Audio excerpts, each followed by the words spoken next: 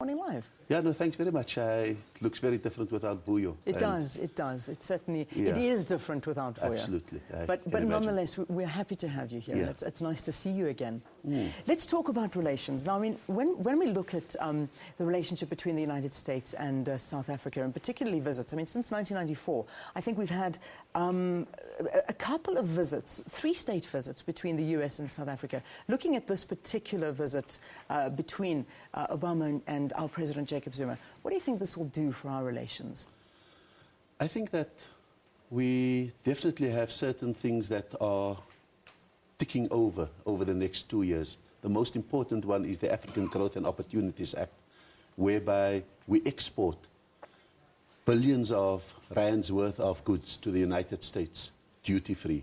And I think we are very keen as South Africa to maintain that.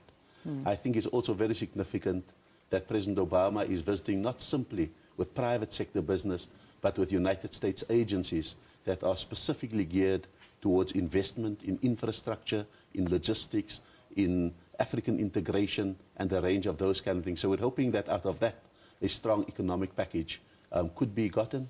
I think also that between the two presidents, President Zuma and President Obama, I think we're going to have very important discussions about how we approach flashpoints in the world, how we approach stability in Africa, democracy in Africa, and economic growth in Africa. So those are some of the key things that's on the agenda.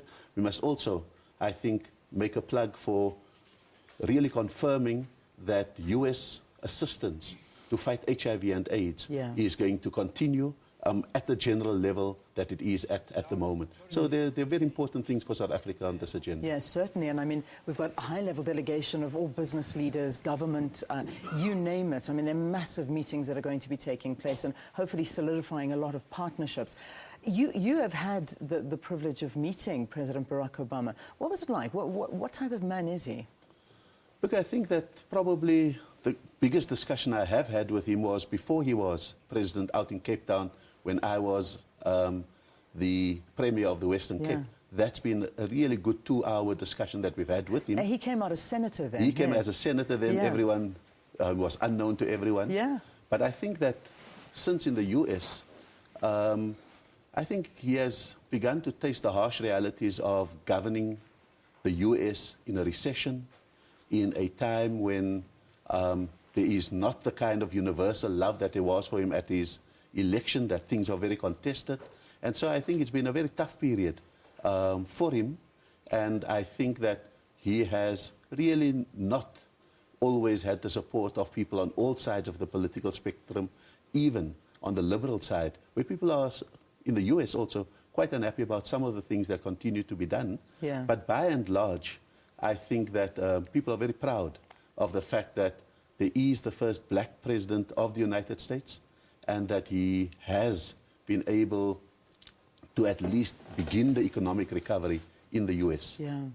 Let's have again a look at how South Africa perhaps could benefit from something like this. I know we're having massive meetings between government and business, but in terms of American companies that are operating here in South Africa, do you think there'll be more of a drive as well to try and assist with the unemployment rate, to perhaps strengthen ties even further in large operations?